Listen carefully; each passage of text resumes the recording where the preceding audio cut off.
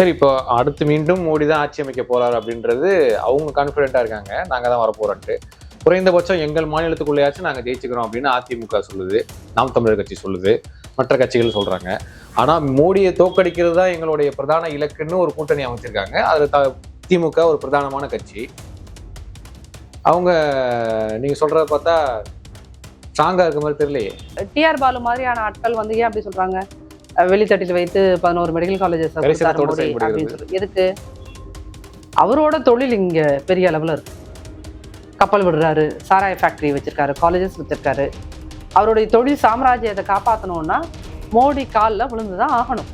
இப்ப திமுகவுடைய மனநிலை என்னவா இருக்கு? ஏன்னா மோடி ஜெயிச்சுட்டு போட்டு மறுபடி இங்க நம்ம வந்து இந்த ஆன்டி பிஜேபி மைண்ட் செட்டை வச்சு இங்க நம்ம ஜெயிச்சுக்குவோம் அப்படின்ற எக்ஸாக்ட்லி அதுதான் அப்படிதான் இருக்காங்க. அவங்க வந்து என்னன்னா அவங்களுக்கு இன்னொரு பக்கம் இன்னொரு வருத்தம் இருக்குது. என்ன அப்படின்னா, இந்த காங்கிரஸ் நம்பி இவங்களோட திராவிட கழகத்தை நீங்கெல்லாம் ஒரு காலத்துல என்னமா தூக்கி பிடிச்சிங்க, யாரோ போய் சொல்லுங்க உங்க தலைவர்கிட்ட, வீரமணிட்ட போய் சொல்லுங்க, நீங்க எல்லாம் வேலை பார்க்காதனாலதான் பிஜேபி வந்து வேலை பார்க்க. அவர் வந்து என்ன சொல்றாரு, விஜய் கட்சி ஆரம்பிச்சிருக்காரான்னு அவர்கிட்ட கருத்து கேட்கும் பொழுது கொள்கையை சொல்லட்டும், அவர் வந்திருக்காருல, வரட்டும், யார் வேணா வரலாம், கொள்கையை சொல்லட்டும் 15 வாட்டி சொல்றாரு. கொள்கை அடிப்படையில தான் திமுக சிவசேனாவோட கூட்டணி இருக்கா, இந்தியா கூட்டணி இல்ல. அதை கேட்டா அவர் பதில் சொல்ல மாட்டாரு. இல்ல சரி, அப்படி பார்த்தா திமுகவுக்கு என்ன சார் கொள்கை இருக்கு? கோர்ட்ல என்ன சொல்றீங்க? எஸ்சி எஸ்டிக்கு நீதிபதி இடஒதுக்கீடு தரக்கூடாதுன்னு பேசுறீங்க. அப்போ இந்த பக்கம் இடஒதுக்கீடுக்கு ஆப்பு வைக்கிறீங்க, யாருக்கு? எஸ்சி எஸ்டிக்கு. அந்த பக்கம் நீங்க என்ன பண்றீங்க? சமூக நீதினு பேசுறீங்க. அப்புறம் நீங்க தான் வந்து நாங்கள் எனது இந்த ஒட்டுமொத்த தமிழ்நாட்டை காப்பாற்ற வந்தவங்க பாஜக கிட்ட இருந்தோம்னா இது எங்காவது இடிக்குதா? எங்கேயாவது ஒத்து வருதா? இன்னைக்கு திமுகல முதலாளிகள் தான் உருவாக்கப்பட்டிருக்கிறார்கள். இந்த 60 ஆண்டில் ஒரு சிந்தனாவாதி கூட உருவாக்கப்படலாம். அதுதான் சுடுற நிஜம். அதுதானே தீகா போன்ற அமைப்புகள் சுட்டி காட்டணும். அந்த தீகா அமைப்பு என்னன்னா, திமுகவை விட பெரிய பணக்காரங்க தீகா. ஓகே, சரியா? எல்லாத்துக்கும் என்னன்னா, பணத்தை பாதுகாக்குகின்ற பூதங்கள். வீரமணி ஐயாவும் அவர் அந்த சேர்த்து வச்சிருக்க, பெரியார் சேர்த்து வச்ச செருப்பு, பெரியார் மேல செருப்பு வீசப்பட்டு அதுல எல்லாம் காசு வந்த, அப்படி அந்த மனிதர் அவமானப்பட்டு சேர்த்த சொத்துக்களை காப்பாத்துகின்ற பூதமாக வீரமணி இருக்கிறார். நாளைக்கு வீரமணி போன இடத்துல அங்கேயும் வாரிசு அரசியல், அன்பு, அவருடைய மகன் அன்பு வருவார், அவரும் அந்த சொத்துக்களை காப்பாத்துகின்ற பூதமாக இருப்பார். திமுகல நீங்க சொபஸ்டிகேட்டடா அரசியல் பண்ண ஆரம்பிச்சிட்டீங்க சார். நீங்க ஃபீல்டுக்கு போக மாட்டீங்க, மக்கள் போராட்டங்களை பத்தி பேச மாட்டீங்க, இருக்கிற விவசாயிகள் மீது பொய்யா கேஸை போட்டு உள்ள தள்ளுவீங்க. ஆனா என்ன பண்ணுவீங்க? ஒரு ஐடி விங்கன்னு வச்சு அதுக்கு ஒரு தலைவரை போட்டு உட்காந்து ஒரு நாளைக்கு 1000 விட்டு போட்டா நீங்க எலெக்ஷன்ல ஜெயிச்சிட முடியுமா? பிஜேபிக்கு காரர்களுக்கு இருக்கின்ற மாதிரியான கமிட்மெண்ட், பிஜேபி காரனுக்கு இருக்கிற மாதிரியான டெடிகேஷன் இங்க யாருக்கிட்டையும் மத்த எந்த அரசியல் கட்சியும். திமுகவை வீழ்த்த இன்னொருத்தன் பிறந்து வரணும். இந்த வெட்டி டயலாக் பேசுறதுக்கு தாங்க சார் உங்க ஆட்கள்லாம் லாக்கி. உண்மையிலுமே சொல்றேன், இது நீங்கள் 1960கள் கிடையாது, டிவி மீடியா இல்லாத காலம் கிடையாது. நீங்க திமுகக்கு இவ்வளவு சப்போர்ட் பண்றீங்க, உங்களுக்கு தராங்களா ஏதாவது? உங்களுக்கு ஏதாவது ஒரு அட்வர்டைஸ்மெண்ட் வருதா? எனக்கு கலைஞர் 100 நிறைய சேனலுக்கு போகுது, ஆர்டிஐல போட்டு கேட்க போறோம், எப்படி அந்த சேனலுக்கு மட்டும் நீங்க விளம்பரம் கொடுக்குறீங்க? That's correct question. சார், நீங்க வந்து கலைஞர் 100ஆண்டு விழா கொண்டாடுறதுக்கு நேத்து வந்து யூடியூப் சேனலுக்கு உங்களுக்கு யார் வந்து அண்டாவா இருக்கேன், குண்டாவா இருக்கேன், சோம்பா இருக்கான்றவனுக்குலாம் நீங்க கொடுக்குறீங்கல்ல, இதெல்லாம் தான் பிஜேபி காரங்க வந்து குடிக்கிறாங்க. இந்த மாதிரி கேவலமான அப்ரோச்சஸ் எல்லாம் தான் பாஜக உள்ளே ரொம்ப சொல்றதுக்கு எந்த தகுதியுமே இல்ல. அது தமிழ்நாட்டுல இருக்கிற ஒருத்தவங்க கூட சொல்லக்கூடாது சார், தகுதியே கிடையாது. அவங்க ஏற்கனவே எஸ்டாப்ளிஷ் ஆன திமுக அதிமுகவையும் அவங்க அழிச்சொலிக்கிறதுக்கான எல்லா வழிகளையும் பார்க்கும்போது வளர்கின்ற தமிழ் தேசிய மாதிரி வளர்கின்ற ஒரு கட்சியை அவங்க வளரவிட மாட்டாங்க, அழிப்பதற்கான எல்லா வேலைகளையும் செய்வார்கள். நீங்க வந்து பாஜக உள்ள வருவோம், தாமரை மயில கூட மலராது அப்படின்னு வெட்டி தத்துவத்தை ட்விட்டர்ல பேசிக்கிட்டு இருக்கலாம். ட்விட்டர் வேற, ground reality is entirely different. அதை புரிஞ்சுக்காத வரைக்கும் திராவிடத்தார்கள்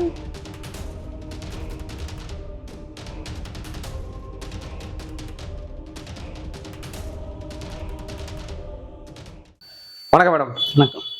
நீண்ட நாட்களுக்கு பிறகு சந்திக்கிறோம். எப்படி இருக்கீங்க? நல்லா இருக்கும்.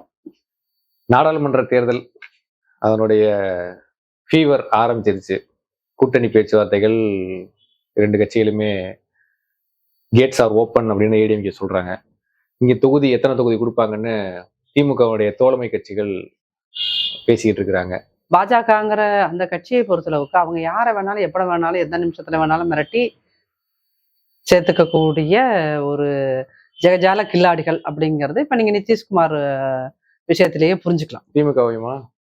அவங்க யார் இல்லையே சார்? அதாவது என்னன்னா, இப்ப மோடி வந்து பாஜக வந்து திமுகவையும் அதிமுகவையும் இன்னைக்கு வந்து நாம் தமிழரைய கூட அவங்க மிரட்ட ஆரம்பிச்சிட்டாங்க. அப்படிங்கும்போது அவர்கள் எந்த மண்ணில் காலூன்றுவதற்கும் எந்த விதமான செயல்களையும் செய்யறதுக்கு அவங்க தயாராயிட்டாங்க. 10 வருஷமா அவங்க அதை தான் செஞ்சுட்டு இருக்காங்க.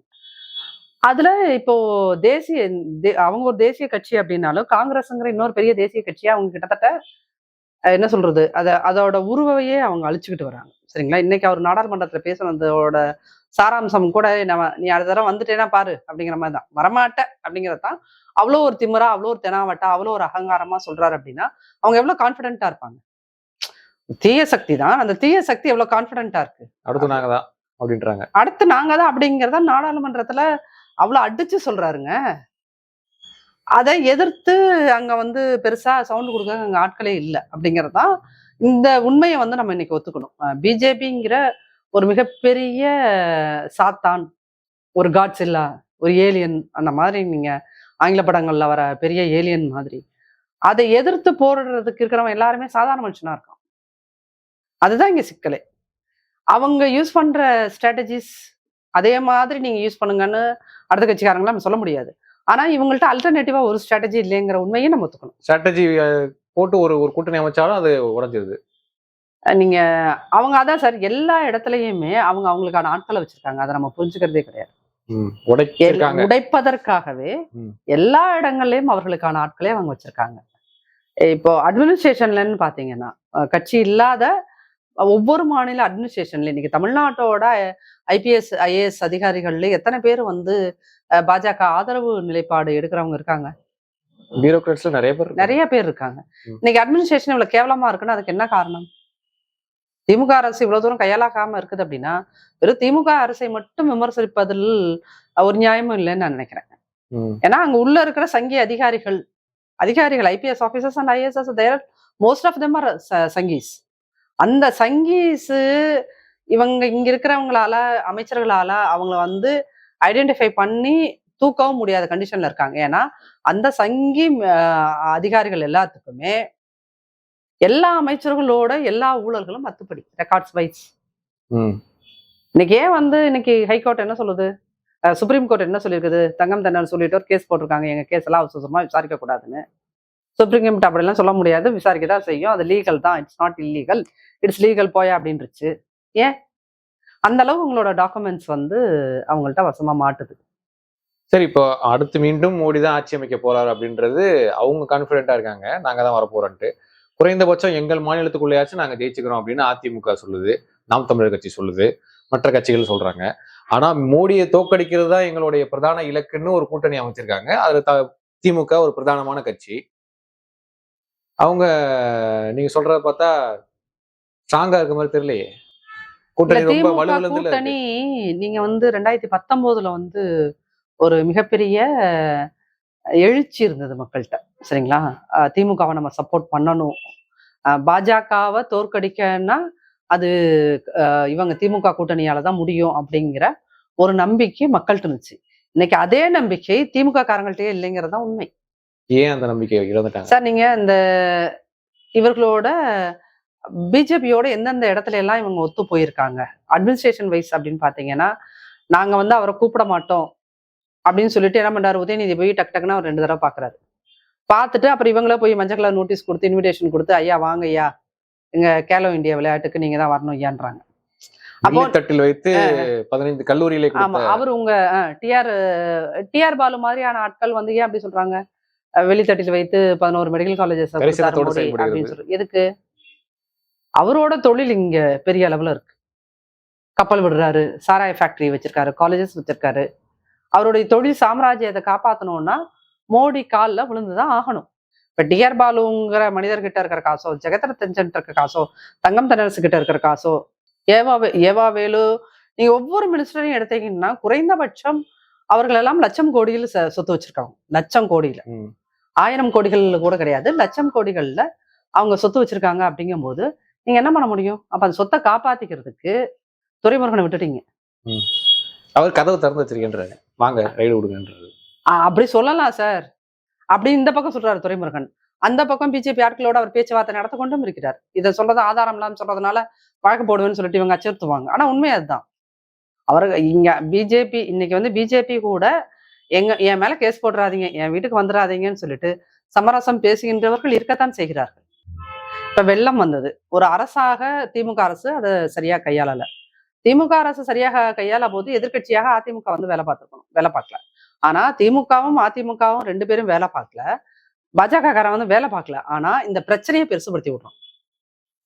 அவங்களோட சோசியல் மீடியா பேஜஸ்ல, அவங்களோட ரீல்ஸ்ல மக்கள் எங்கெங்க பாதிக்கப்பட்டிருக்காங்களோ அந்த வீடியோஸ் எல்லாம் எடுத்து பரப்புறாங்க. இப்ப உங்களுக்கு என்ன ஆயிடுச்சு, கவர்மெண்ட் சரியா வேலை பார்க்கல அப்படிங்கிற இது வந்து போய் ரெஜிஸ்டர் ஆயிடுச்சு. அப்ப அந்த அளவுக்கு வந்து நீங்க வந்து தகவல் தொழில்நுட்பத்தையும் பயன்படுத்துறது இல்லை பாஜக கவர்மெண்ட். அவங்கள மாதிரி மக்கள்கிட்ட போய் அவங்க இப்ப என்ன வேலை பார்க்கறாங்கன்னா, நீங்க தமிழ்நாட்டுல ஒரு சர்வே எடுத்து பாருங்க. 10 வருஷத்துக்கு முன்னாடி கோயில் இல்லாத சேரிகள்ல எல்லாம் இன்னைக்கு கோயில் இருக்கு. இளைஞர்களை எப்படி திரட்டுறாங்க அப்படின்னு பாத்தீங்கன்னா, அந்தந்த ஊர்ல இருக்கின்ற 25 வயசு 30 வயசு அந்த 30 to 20க்குள்ள இருக்கிற இளைஞரை அவங்க சாதியின் பெயரால் சொல்லி கட்டுறாங்க. அது பிஜேபி டைரக்டா போகாது, அவங்கள்ட்ட 60க்கு மேற்பட்ட அமைப்புகள் இருக்கு, அவங்க போறாங்க. இன்னைக்கு ஊருக்குள்ள எந்தெந்த ஊர்ல எல்லாம் வந்து ஒரு காலத்துல பிஜேபியில இருக்கிறத அவமானம்னு நினைச்சாங்களோ, இன்னைக்கு இளைஞர்கள் சின்ன குக்கிராமத்துல பிஜேபிக்கு அண்ணாமலைக்கும் பேனர் வச்சு சுத்திட்டு இருக்கான் அப்படின்னா அவன் எவ்வளவு டீப்பா போய் வேலை பார்க்கறான். இல்ல, நானும் ஒரு பிஜேபியோட பிரச்சாரம் ஒரு ஊருக்கு போயிருந்தேன். அப்போ வந்து ஷூட் பண்றதுக்காக போயிருந்தேன். அந்த இடத்துல வந்து ஒரு பெரியார் கல்வெட்டு இருக்கு, கடவுள் இல்லை கடவுளை எதிர்ப்போம் அந்த கல்வெட்டு இருக்கு, தீகா கொடி இருக்கு. அந்த கொடி கம்பத்துக்கு பக்கத்துல புதுசா பிஜேபி கொடி நடுறாங்க. அது ரொம்ப ரிமோட் வில்லேஜ், அங்க வரைக்கும் அவங்க போய் வேலை பார்க்கறாங்க. அவன் ரொம்ப டீப்பா பெனிட்ரேட் ஆயிட்டு போயிட்டு இருக்கான். அது உங்களுக்கு மக்கள் இங்க இருக்கிற இயக்கங்களுக்கு யாருக்குமே அது புரியுதா புரியலையா அப்படின்றது. பாட்டாளி மக்கள் கட்சி இருக்கிறவங்க நிறைய பேர் பிஜேபிக்கு மாறி இருக்காங்க. அது இப்ப ரீசெண்டா லாஸ்ட் 5 years பாட்டாளி மக்கள் கட்சியில இருக்கிறதுனால எனக்கு ஒரு பைசாவும் பெனிஃபிட் இல்ல. இப்போ முந்தா நேத்து சோளிங்கர்ல கூட்டம், எது துரைமுருகனோட மண்ணுல கூட்டம், பாஜக கூட்டம்.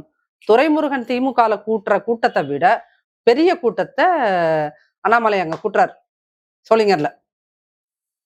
அதில் கலந்து கொண்டவர்களில் பெரும்பாலானவர்கள் பாமகவில் இருந்த இளைஞர்கள். இப்ப என்ன சொல்றாங்க அப்படின்னா, இப்ப நீங்க வந்து தமிழ்நாடு நீங்க வளர்ச்சி அடைந்த மாநிலம் சொல்றீங்கல்ல சார், இப்போ நீங்க இந்த டெல்டா மாவட்டங்கள்லயோ சவுத்லயோ உங்களுக்கு என்னன்னா தொழில் பெருசா இண்டஸ்ட்ரீஸ்ன்னு பெருசா இல்லை. அப்ப அங்க இருக்கிற இளைஞர்களை இவங்க எப்படி கவர்றாங்க அப்படின்னு பாத்தீங்கன்னா, நீ என் கட்சியில வந்து சேரு, உனக்கு நான் இவ்வளவு பெனிஃபிட் தரேன், பொறுப்பு தரேன், காசு தரேன், இப்படி சொல்லி சொல்லி சொல்லி இளைஞர்கள் எல்லாத்தையும் பொறுப்பு காசு சேர்த்துக்கிட்டாங்க. அப்ப இது இந்த மாதிரி அவன் யூஸ் பண்றது ரொம்ப சீப் டெக்னிக் தான். நானும் அந்த சீப் டெக்னிக்க ஒரு தீய சக்திய வெல்வதற்கு உங்கள்ட்ட என்ன இருக்குது?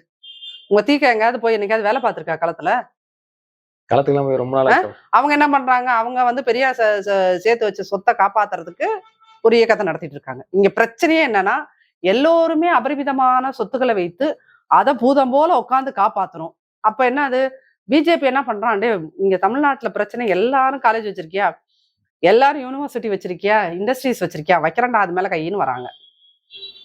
அப்ப அதை காப்பாத்திக்கிறதுக்கு என்ன பண்றாங்க, இந்த பக்கம் நாங்கள் மோடியை எதிர்ப்போம்னு மெதுவா பேசிட்டு அங்க போய் ஐயா சாமி எதுவும் கையா வச்சிடாதீங்கன்னு கெஞ்சிட்டு வராங்க. அதுதான் உண்மையில இங்க ஆக்சுவலி நடக்கிறதா தான். இப்ப திமுகவுடைய மனநிலை என்னவா இருக்கு? ஏன்னா மோடியை ஜெயிச்சுட்டு போட்டு மறுபடி இங்க நம்ம வந்து இந்த ஆன்டி பிஜேபி மைண்ட் செட்டை வச்சு இங்க நம்ம ஜெயிச்சுக்குவோம் அப்படின்ற எக்ஸாக்ட்லி அதுதான். அப்படிதான் இருக்காங்க. அவங்க வந்து என்னன்னா, அவங்களுக்கு இன்னொரு பக்கம் இன்னொரு வருத்தம் இருக்குது. என்ன அப்படின்னா, இந்த காங்கிரஸ் நம்பி இவங்களோட வந்து 10 வருஷம் மத்தியில ஆட்சி போச்சு, எவ்வளவு வருமானம் போச்சு, அமைச்சரா இருந்திருக்கலாம், எத்தனை அமைச்சர்கள் மிஸ் ஆயிடுச்சு, எவ்வளவு வருமானம் போச்சு, அது அவங்களோட பெரிய பிரச்சனை. திருப்பி இவனுங்களை நம்பி ஒரு 5 வருஷம் வேஸ்டா போச்சுங்கிறதா உண்மையா அவங்க மைண்ட் வாய்ஸா தான். உங்களை நம்பி 15 வருஷம் எனக்கு வேஸ்ட் ஆயிடுச்சுடா. பிஜேபியோட கூட்டணி வைக்க முடியாத அளவுக்கு நிர்பந்தத்துல இருக்காங்க. ஆமா, அது இது அவங்களுக்கு வந்து அந்த நிர்பந்தத்தை எல்லாம் விட போய், சார் என் துட்டு போச்சு சார், காசு போச்சு சார், வருமானம் போச்சு சார், அவ்வளவுதான். மினிஸ்ட்ரி இல்லையே எனக்கு, 15 வருஷம் நான் இல்ல 19 வருஷம் இருந்தேன், அடுத்த 15 வருஷம் இல்லாதபடி பண்ணிட்டான் அந்த வீணா போன காங்கிரஸோட சேர்ந்துங்கிறது தான் உண்மையான மைண்ட் வாய்ஸ் அவங்களுக்கு. அவங்களுக்கு என்ன காங்கிரஸ் வளர்த்து விட்டணுங்கிற ஆசையா? இவங்களுக்கு டிஎம்கே காத்தன ஆசையா என்ன? நிச்சயமா வளர்த்து விட மாட்டாங்க. அவங்க வந்து என்ன, அன்னைக்கு கருணாநிதி சொன்னதுதான் வந்து, நான் வந்து நான் தூக்கி சுமக்கின்ற ஒரு அழுக்கு மூட்டை தான் காங்கிரஸ் சொன்னார் இல்லையா, இன்னைக்கும் அவங்களோட நிலைப்பாடு அதுதான். ஆனா வேற வழி இல்லை. அவங்களுக்கு இவங்கள விட்டா வழி இல்லை, இவங்களுக்கு அவங்கள விட்டா வழி இல்லை.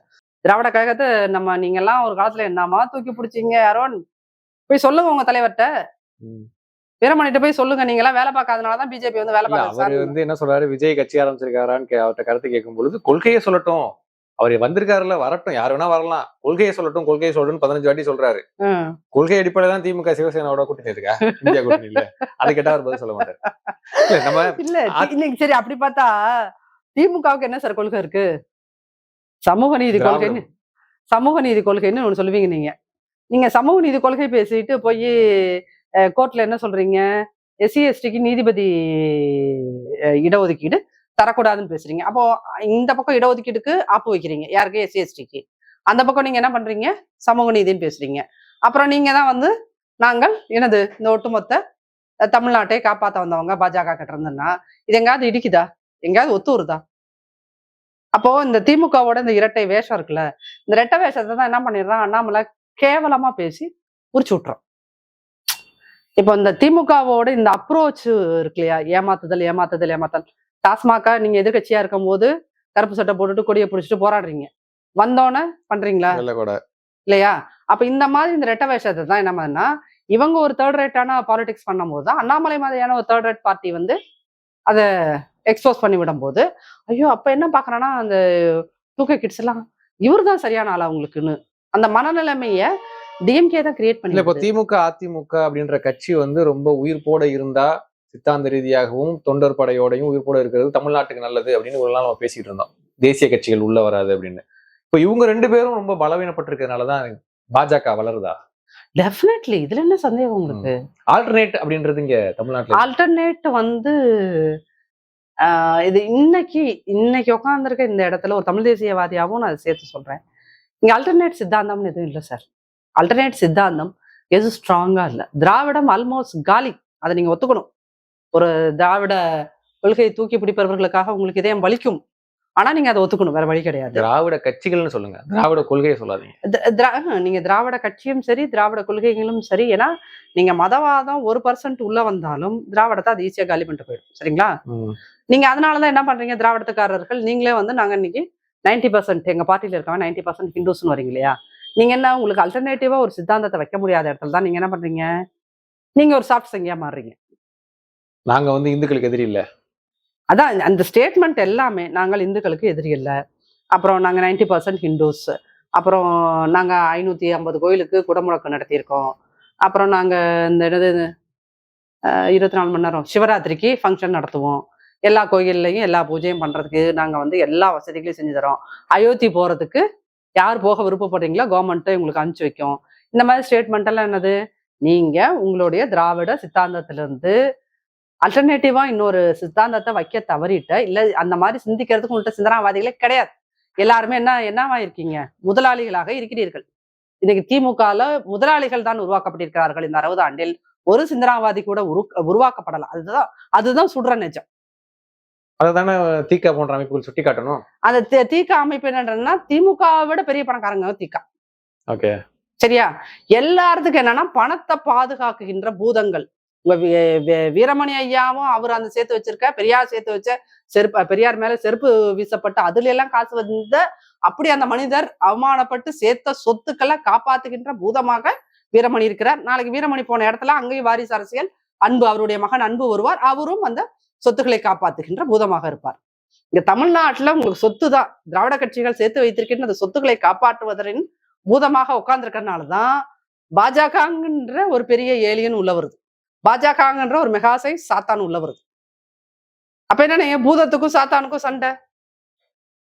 சாத்தான் பெருசா இருந்தா சாத்தா ஜெயிச்சிரும், பூதம் பெருசா இருந்தா பூதம் ஜெயிச்சிரும் அப்படிங்கிற மாதிரி ஒரு நிலைமை தான் இங்க இருக்குதே ஒழிய, தத்துவங்கள் இங்க சித்தாந்தங்கள் தோத்து போச்சு. அதை நம்ம ஒத்துக்கிட்டு தான் ஆகணும், அந்த உண்மையை ஒத்துக்கிட்டு தான் ஆகணும். கிரவுண்ட் லெவல்ல போய் வேலை பண்றதுக்கு நீங்க உங்கள்கிட்ட ஆள் இல்லை, நீங்க ஆள் இல்லைங்கிறத விட நீங்க வேலை பார்க்கறதுக்கு தயங்குகிறீர்கள். திமுகல நீங்க சொபஸ்டிகேட்டடா அரசியல் பண்ண ஆரம்பிச்சிட்டீங்க சார். நீங்க ஃபீல்டுக்கு போக மாட்டீங்க, மக்கள் போராட்டங்களை பத்தி பேச மாட்டீங்க, இருக்கிற விவசாயிகள் மீது பொய்யா கேஸை போட்டு உள்ள தள்ளுவீங்க. ஆனா என்ன பண்ணுவீங்க, ஒரு ஐடி விங்கன்னு வச்சு அதுக்கு ஒரு தலைவரை போட்டு உட்காந்து ஒரு நாளைக்கு 1000 விட்டு போட்டா நீங்க எலெக்ஷன்ல ஜெயிச்சிட முடியுமா? இல்ல இந்த இடத்துல ஒரு உளவியலா பார்க்கலாம். இப்ப மக்களுடைய மனநிலை வந்து 2019ல மோடி தோக்கணும், மோடி மீண்டும் ஆட்சிக்கு வரக்கூடாது, ஒரு ஆன்டி பிஜேபி மைண்ட் செட்டை இங்க உருவாக்கி வச்சிருந்தாங்க பல அமைப்புகள். அதை திமுக அறுவடை பண்ணிட்டு போச்சு. ஏன்னா அப்ப திமுக 10 ஆண்டுகள் ஆட்சியில் இல்லாத கட்சி, அதனால மொத்தமா அறுவடை பண்ணிட்டு போச்சு. இன்னைக்கு 2 வருஷம் ஆட்சி, ஏகப்பட்ட விமர்சனங்கள், விவசாயிகள் குண்டாசுல இருந்து ஏகப்பட்ட விமர்சனங்கள், இதெல்லாம் எதிரொலிக்குமா அது வாக்காளர்களுடைய மனதில்? வாக்காளர்களுடைய மனநிலைமை இந்த தேர்தலை பொறுத்தளவுக்கு, நாடாளுமன்ற தேர்தலை பொறுத்தளவுக்கு மாநில பிரச்சனைகளை வந்து மத்தியில வந்து அது ஒழிக்காது பெரிய அளவுக்கு, சரிங்களா? ஒரு ஸ்லைட் டிஃபரன்ஸ் தான் அது உங்களுக்கு இருக்கும். ஆனா இந்த தடவை என்ன அப்படின்னீங்கன்னா, பாஜக வந்து இறங்கி ஹெவியா வேலை பார்க்கலாம். அப்படியா? டெஃபினட்டா. ஏன்னா நீங்க வந்து போன வருஷம் 2023 ஜனவரி பிப்ரவரியிலேயே அமித்ஷா இங்க வந்திருந்தாரு. வந்து அப்பயே பூத் கமிட்டி அமைக்கணும்ன்றத பத்தி டிஸ்கஸ் பண்ணிட்டு போறாங்க. எப்போ அவங்களுடைய பெர்சன்டேஜ் அதிகமா ஆகலாம். பிரதிநிதிகள் வருவாங்களா? மக்கள் பிரதிநிதிகள் சார், நீங்க பிரதிநிதிகள் வரவே மாட்டாங்க அப்படின்லாம் வந்து நம்ம நம்பிட்டு இருந்தோம்னா, நம்மள வீட வந்து எப்படி சொல்றது, குருடங்க யாருமே இருக்க மாட்டாங்க. உண்மை அதுதான். அட்லீஸ்ட் மினிமம் 2 MP இங்க இருந்து போவாங்க சார். அதுக்கு திமுக ஹெல்ப் பண்ணும். எப்படி ஹெல்ப் பண்ணும்னு கேக்குறீங்களா? தெரியும். எப்படி ஹெல்ப் பண்ணும்? பாஜக போட்டிட்ட இடத்துல வந்து கூட்டணி கட்சி நிக்க வச்சிருவாங்க. எஸ், கமலை நிக்க வைப்பாங்க, இல்ல சரியாரா நிக்க வைப்பாங்க. அப்ப டெக்னிக் உங்களுக்கே தெரிஞ்சு போச்சுல்ல. நீங்க சொன்னது பல தடவை பேசிட்டு பல முறை நான் அதுதான் சொல்லியிருக்கேன். என்ன அப்படின்னீங்கன்னா, நீங்க வேணா நான் அப்ப வந்து எக்ஸாஜரேட் பண்ணி சொல்ற மாதிரி இருக்கும்ல, நீங்க இந்த முறை பாருங்க. கிரவுண்ட்ல அவங்களோட கூட்டணி கட்சிகளுக்கு, அந்த பாஜகவை எதிர்த்து நிக்கிற அந்த கூட்டணி கட்சிக்கு வேலை, அது கன்னியாகுமரியா இருக்கலாம், கோயம்புத்தூரா இருக்கலாம், ஈவன் ராமநாதபுரமாக இருக்கலாம், சரிங்களா? ஏன்னா ராமநாதபுரத்துல மோடி கூட போட்டிடுவாருன்னெல்லாம் இங்க வந்துட்டு இருக்கு பேச்சு. இப்போ நம்ம மோடி வந்து அடுத்த வாரம் வரப்போறாரு இல்லையா? அப்ப வரும்போது என் மக்கள் என் பயணம் அதை வந்து முடிக்கிறதுக்காக வராரு. அப்ப வரும்போது அவர் வந்து நான் கச்சத்தீவை மீட்பேன் அப்படின்னு சொல்லிட்டாருன்னு வச்சுக்கோங்க. கச்சத்தீவை நான் மீட்டுட்டேன்யா அப்படின்னு சொன்னா இங்க இருக்க மீனவர்களோட மனநிலைமை மாறுமா மாறாதா? ஓட் பேங்க் இன்க்ரீஸ் ஆகுமா ஆகாதா? எத்தனை வருஷமா மீட்கிறது கச்சத்தீவை அபிஷியலா அவர் மீட்டுட்டேன்னு சொல்லிட்டாருன்னு வச்சுக்கோங்க. நீங்க என்ன பண்ணுவீங்க? மீட்டுட்டேன்னு சொன்னாருன்னா மீட்டுட்டேன்னா ஸோ அதுக்கான வேலைகளையும் அவங்க கடந்த ஒரு 1.5 வருஷமா பார்த்துட்டு இருக்காங்க. அண்ணாமலை எத்தனை முறை இலங்கை போயிருக்கு? நிர்மலா சீதாராமன் எத்தனை முறை போயிருக்காங்க? வீடெல்லாம் கட்டி கொடுத்துருக்காங்க. அண்ட் அவரு ஜெய்சங்கர் வந்து எத்தனை முறை போயிருக்காரு? அங்க இருக்கிற அபிஷியல்ஸ் எத்தனை தடவை பார்த்திருக்காரு? அங்க இருக்கிற பொலிட்டீஷியன்ஸ் எத்தனை முறை பார்த்து பேசியிருக்காங்க? அதெல்லாம் இருக்குல்ல. நம்ம அதெல்லாம் ஒரு நாளும் கன்சிடர் பண்ண மாட்டோம். ஆனா பிஜேபி உள்ள வந்துடக்கூடாது, பிஜேபி உள்ள வந்துடக்கூடாதுன்னா அவன் பாக்குற மாதிரியான வேலைகள் நம்ம பார்க்கல. அவன் வந்துருவான்னு இந்த குழந்தைக்கு சோறு விட்டுற பூச்சாண்டி கதையை காட்டியே 2019ல அறுவடை செஞ்சுட்டீங்க. ஓகே, 2024ல அறுவடை செய்யறதுக்கு வேற என்ன டெக்னிக் வச்சிருக்கீங்க? ஏன்னா நீங்களே பிஜேபியோட காம்ப்ரமைஸ் ஆயிடுறீங்கன்றது மக்களுக்கு புரிஞ்சு போச்சு. அப்படிங்கும்போது நீங்க வேற என்ன வச்சிருக்கீங்க? இது இந்த எலெக்ஷனுக்கு முதல் நாள் போய் 2000 ரூபாய் 1000 ரூபாய் கொடுத்து ஓட்ட விலைக்கு வாங்கலாம்னா, நீங்க 2000 ரூபாய் கொடுத்தீங்கன்னா பிஜேபிக்காரன் 3000 ரூபாய் கொடுப்பான் சார். உங்களை விட பணக்காரன் ஆயிட்டாங்க. என்ன பண்ணுவீங்க? என்ன டெக்னிக் இருக்கு உங்கள்கிட்ட? என்ன ஸ்ட்ராட்டஜி? இல்ல, ஒரு ஸ்ட்ராட்டஜியும் கிடையாது, ஒரு டெக்னிக்கும் கிடையாது, ஒரு வழிமுறையும் கிடையாது. ஆனா நாங்க பிஜேபிக்கு வளரக்கூடாதுன்னா, பிஜேபிக்கு காரர்களுக்கு இருக்கின்ற மாதிரியான கமிட்மெண்ட், பிஜேபி காரனுக்கு இருக்கிற மாதிரியான டெடிகேஷன் இங்க யாருக்கிட்ட மத்த எந்த அரசியல் கட்சியும். திமுகவை வீழ்த்த இன்னொருத்தன் பிறந்து வரணும். இந்த வெட்டி டயலாக் பேசுறதுக்கு தாங்க சார் உங்க ஆட்கள்லாம் லாக்கி. உண்மையிலுமே சொல்றேன், இது நீங்கள் 1960கள் கிடையாது. டிவி மீடியா இல்லாத காலம் கிடையாது. இன்னைக்கு பிஜேபி ஸ்பான்சர் பண்ற டிவி யூடியூப் சேனல்ஸ் எவ்வளவு இருக்கு தெரியுமா? முடிஞ்சா நீங்க கூட வாங்கி வளருங்க. நான் ஏன் வாங்க போறேன்? 10 காசு ஆட்டே வாங்கினது கிடையாது. நீங்க திமுகக்கு இவ்வளவு சப்போர்ட் பண்றீங்க, உங்களுக்கு தராங்களா ஏதாவது? உங்களுக்கு ஏதாவது ஒரு அட்வர்டைஸ்மெண்ட் வருதா? எனக்குலாம் கலைஞர் 100 நிறைய சேனலுக்கு போகுது. ஆர்டிஐல போட்டு கேட்க போறோம், எப்படி அந்த சேனலுக்கு மட்டும் நீங்க விளம்பரம் கொடுக்குறீங்க? சார், நீங்க வந்து கலைஞர் நூற்றாண்டு விழா கொண்டாடுறதுக்கு நேத்து வந்து யூடியூப் சேனலுக்கு உங்களுக்கு யாரு வந்து அண்டாவா இருக்கேன், குண்டாவா இருக்கேன், சொம்பா இருக்கான்றவனுக்கு எல்லாம் நீங்க கொடுக்குறீங்கல்ல, இதெல்லாம் தான் பிஜேபி காரங்க வந்து குடிக்கிறாங்க. பிஜேபி எந்த பிஜேபி காரங்க எந்த அடிப்படையில அந்த சேனலுக்கு நீங்க கொடுக்குறீங்க? யூடியூப் சேனலுக்கு எது சார் கொடுக்குறீங்க? நீங்க டிபிஐஆர் மேல ஒரு கேஸ் போடுங்களேன் பாப்போம். என்ன பேசிஸ்ல நீங்க கொடுக்குறீங்க? அப்போ நீங்க பண்ணுகின்ற இந்த மாதிரி சட்டத்துக்கு புறம்பான வேலைகள், அந்த ஈசி ரூட்ல போற வேலைகள், இதெல்லாம் தான் அவன் யோக்கியம் கிடையாது. இருந்த போதும் அவர்கள் உங்களை பிடித்து வைத்துக் கொண்டு இந்த வழியெல்லாம் கேட்கிறாங்க. இப்ப ஒருவேளை நீங்க கேட்ட ஒரு கொஸ்டினை அண்ணாமலை ஏதாவது ஒரு ஸ்டேஜ்ல கேட்டாருன்னு வச்சுக்கோங்க, அந்த கேள்வி பத்திக்கும். ஆமா, அண்ணாமலையோட கேட்க சொல்லுவோம். இல்ல இது உண்மையிலுமே சார், நீங்க கலைஞர் நூற்றாண்டு விழா கொண்டாடுவதற்கு நீங்க அபிஷியலா உங்களோட டிவி நீங்க ஒண்ணு நடத்துறீங்களா, அந்த டிவிக்கு கொடுத்தா கூட ஓகே. அரசு விளம்பரத்தை கொண்டு போய் எதுக்கு யூடியூப்ல கொடுக்குறீங்க? என்ன பேசிஸ்ல கொடுத்தீங்க? சில யூடியூப்களுக்கு மட்டும். அதான் சொல்றேன், உங்க அண்டா குண்டா சொம்பு வேற என்ன சட்டி பாத்திரம்னு உங்களுக்கு யார் ஜாலரா போடுறாங்களா, யார் பெருசா ஜாலரா போடுறாங்களா அவங்களுக்கு எல்லாம் கொடுக்குறீங்க. அப்ப இது கேவலமா இல்லையா அந்த அப்ரோச்? இந்த மாதிரி கேவலமான அப்ரோச்சஸ் எல்லாம் தான் பாஜக உள்ளே ரொம்ப சொல்றதுக்கு எந்த தகுதியுமே இல்ல. அது தமிழ்நாட்டுல இருக்கிற ஒருத்தவங்க கூட சொல்லக்கூடாது சார், சொல்ல தகுதியே கிடையாது. நீங்க வந்து என்ன சொல்றீங்க, நீங்க உங்க குடும்ப கட்சி நடத்துகின்ற டிவி சேனல்ல நீங்களே தான் மோடியை கொண்டு போய் தெருவா சேர்த்து விடுறீங்க, சரியா? ரெண்டாவது, உங்க கட்சி டிவிகள்ல மத்தவங்களை நீங்க எப்படி பாக்குறீங்க, அது ஒண்ணு இருக்கா? நீங்க உங்க கட்சி டிவி இல்ல, எதிர்கட்சி டிவிக்காரங்க உங்களை விமர்சனம் பண்ணா நீங்க சும்மா விடுறீங்களா? பத்திரிகைக்காரனா அடிச்சு கொள்றீங்க, சாதிரிக்கான மேல கேச போடுறீங்க, சவுக்கு சங்கர குண்டாஸ் போட்டு உள்ள தள்ளணுங்கிறீங்க. எந்த எதிர் விமர்சனம் வச்சா அவனெல்லாம் நாங்க கொள்ளுவோம். ட்விட்டர்ல ட்வீட் போட்டா அரெஸ்ட். ஷபீர் என்ன பாடுபடுத்துனீங்க வெள்ளத்தப்ப இல்லையா? அப்ப நீங்க எல்லா பத்திரிகைக்காரனையும் போட்டு டார்ச்சர் பண்றீங்கன்னா, பத்திரிகைக்காரனை டார்ச்சர் பண்ற பிஜேபிக்கும் உங்களுக்கு என்ன சம்பந்தம்? ஏதாவது டிஃபரன்ஸ் இருக்குதா? ஒரு வித்தியாசமும் இல்ல. ரெண்டு பேரும் அதுல ஒரே மட்டையில. அதனாலதான் நான் எப்பயுமே சொல்வேன், ஆரியமும் திராவிடமும் ஒண்ணு, இது அறியாத வாயில் மண்ணு. தமிழ் தேசியத்துக்கு பேசுவோமா? தமிழ் தேசியம் பேசுங்க. தமிழ் தேசியத்துல நீங்க வந்து தமிழ் தேசியம் எந்த அளவுக்கு நம்பிக்கை கொடுக்குது தமிழ்நாட்டுல? உண்மைக்கு ஐடியாலஜியா அதை பேசக்கூடிய ஒரு அரசியல் கட்சியா நாம் தமிழர் கட்சி, அதுக்கு இப்பெல்லாம் கூட்டம் அதிகமா வருதுன்றாங்க, அது பொறுக்காம தான் ரைடு விடுறாங்கன்றாங்க. அதனுடைய பெர்ஃபார்மன்ஸ் எப்படி இருக்கும்? இந்த தமிழ் தேசியத்தை பொறுத்த அளவுக்கு என்னன்னா பர்சன்டேஜ் கொஞ்சம் இன்க்ரீஸ் ஆகும். இன்னைக்கு வந்து நீங்க 8% இருக்கீங்க, அது டபுள் டிஜிட்டா மாறும், 10க்கு வந்துடும், டபுள் டிஜிட்டுக்கு அவங்க வந்துருவாங்க. பட் அந்த டபுள் டிஜிட்டுக்கு வந்ததுக்கு அப்புறம் வளர்ச்சி இருக்குமா அப்படிங்கிறது தான் கேள்வி. ரெண்டாவது, மோடியோட ஆட்சி அடுத்த 5 வருடங்கள் இருந்தால் இருக்கும், அவங்க தான் இருப்பாங்க. இருக்கும்போது அவங்க ஏற்கனவே எஸ்டாப்ளிஷ் ஆன திமுக அதிமுகவே அவங்க அழிச்சொலிக்கிறதுக்கான எல்லா வழிகளையும் பார்க்கும்போது, வளர்கின்ற தமிழ் தேசிய மாதிரி வளர்கின்ற ஒரு கட்சியை அவங்க வளர்விட மாட்டாங்க, அழிப்பதற்கான எல்லா வேலைகளையும் செய்வார்கள்.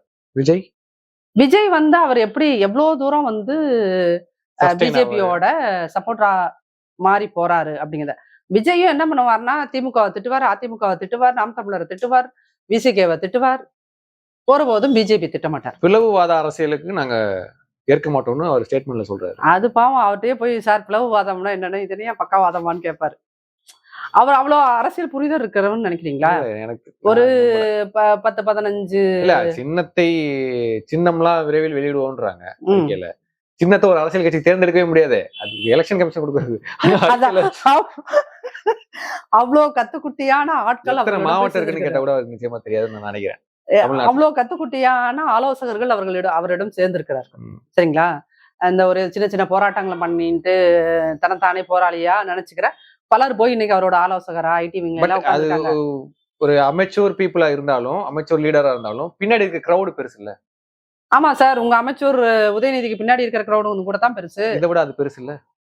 ஆமா, அவர் எவ்வளவு பெரிய ஆர்டிஸ்ட். அது ஓட்ட மாறினாலே அவரு அந்த நம்பிக்கையில தானே அவர் வந்து இறங்கியிருக்காரு. அதாவது தமிழகத்தோட அரசியல் நம்ம ரொம்ப முற்போக்கு பேசணும், இங்க சமூக நீதி பேசணும், பகுத்தறிவு பேசணும்னு சொல்லி எங்க வந்து நின்றுருக்கோம் அப்படின்னா, வட மாநிலங்களை விட ரொம்ப சிந்தனை குறைவற்ற ஒரு சமூகத்தை உருவாக்கி வைத்திருக்கிறோம். பிற்போக்குத்தனமான சமூகம், ரொம்ப பிற்போக்குத்தனமான ஒரு சமூகத்தை நம்ம உருவாக்கி வச்சிருக்கோங்கிறத ஒத்துக்கிறதே கிடையாது. இங்க வந்து என்ன அப்படின்னு பாத்தீங்கன்னா, கருணாநிதி அவர்கள் காலகட்டத்தில் அவர் தன்னுடைய வளர்ச்சிக்காக இங்க இருக்கின்ற சாதி சங்கங்களை சாதி கட்சியாக மாற்றி விட்டார். அதற்கு இன்டைரக்டா எல்லா ஹெல்ப்பும் பண்ணினார், சரிங்களா? அது எந்த சாதி சங்கம்னாலும் எந்த சாதி அமைப்புகள்னாலும், சரிங்களா? உடனே நீங்க பட்டியலினத்துக்கு அப்படின்லாம் ஒவ்வொன்றுக்கும் வரக்கூடாது, எல்லாத்தையுமே அவர் வளர்த்து விட்டார். அப்படி வளர்த்து விட்டதோட விளைவு என்ன ஆகுது அப்படின்னா, நாங்கள் உரிமையை பேசுகிறோம் அப்படின்னு சொல்லிட்டு எல்லாமே இன்னைக்கு ரொம்ப டீப்பான சாதி பிளவுக்குள்ள உள்ள போயிட்டாங்க. பிஜேபி என்ன பண்ணுது, நீ சாதியா போனாங்க இல்லையா, அப்படி போனவர்கள் எல்லாத்தையும் அவன் பக்கம் இழுத்து விட்டுக்கிறாங்க. இப்ப கொங்கு பெல்ட்ல ஒரு 3 கட்சி இருக்குது, அந்த கட்சி எல்லாத்தையும் அங்க இருக்கிற இளைஞர்கள் எல்லாம் எங்க போயிட்டு இருக்காங்கன்னா பிஜேபிக்கு தான். இப்போ வட மாவட்டம்னா உங்களுக்கு பெரிய அளவுல விசிக, இந்த பக்கம் பாமக. விசிகேல இருக்கிற இளைஞர்கள் இன்னும் அந்த பக்கம் டேர்ன் ஆகல.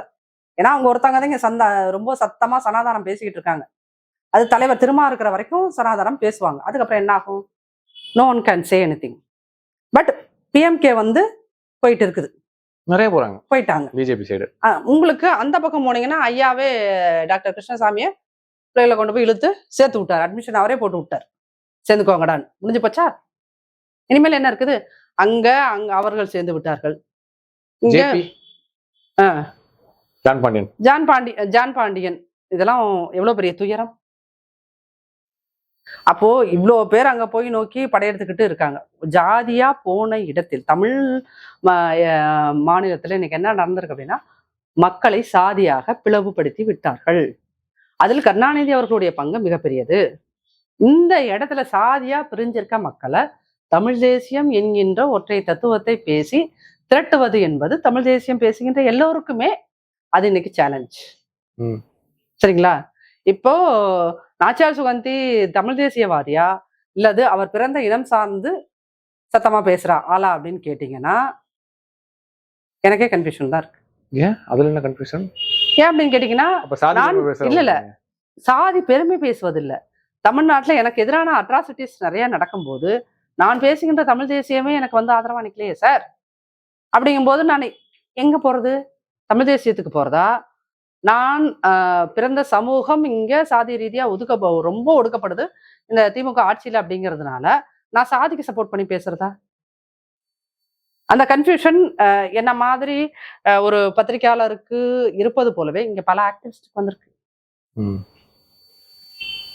பல சிந்தனையாளர்களுக்கு வந்திருக்கிறது.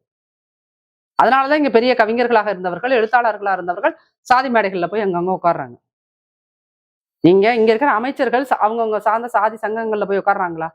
எலெக்ஷன் வந்தா பேசுறாங்களா? அப்ப இங்க எல்லாத்தையுமே சாதி சாதி சாதின்னு உடச்சு போட்டுட்டு பிஜேபிக்காரன் உள்ள வரான். பிஜேபிக்காரன் உள்ள வரான்னா எப்படி?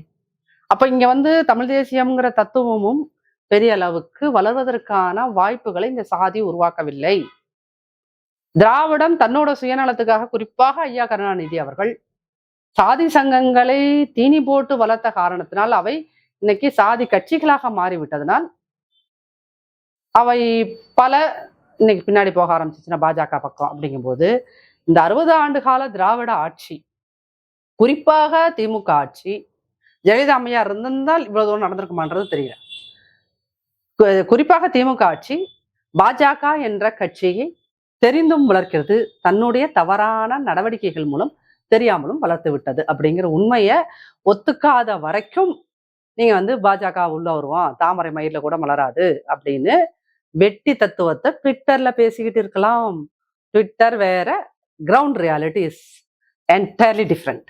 அதை புரிஞ்சுக்காத வரைக்கும் திராவிடத்தார்கள் என்ன சொல்றது, காத்துல வாழை வீசிக்கிட்டு இருக்க வேண்டியதுதான், பேப்பர் பால். பார்க்கலாம். மக்களை பிளவுபடுத்தக்கூடிய எந்த ஒரு சித்தாந்தமும் வளர்றது ஆபத்து அப்படின்னு சொல்றீங்க. அதை வளர விடாம முற்போக்கு சமூகமா மாறணும் அப்படின்றதுக்காக. முற்போக்கு சமூகமா மாறுறதுக்கு இங்க இருக்க இடதுசாரிகள் இந்த 3 வருஷம் நீங்க ஏதாவது பேசல. கட்சிகள் பேசாட்டியும் ஆக்டிவிஸ்டுகளும் உங்களை போன்ற பத்திரிகையாளர்களும் என்னை போன்றவர்களும் தொடர்ந்து பேசிக்கிட்டே இருக்கணும். அது நடக்கிற வரைக்கும் பேசணும் அப்படின்றது நம்மளுடைய கடமையாகவும் இருக்கு. பார்க்கலாம் இந்த தேர்தலில் என்ன நடக்குது அப்படின்றதையும் பொறுத்து பார்க்கலாம். இவ்வளவு நேரம் உங்களுடைய கருத்துக்களை பயந்தமைக்கு ரொம்ப நன்றி மேடம். ரொம்ப நன்றி.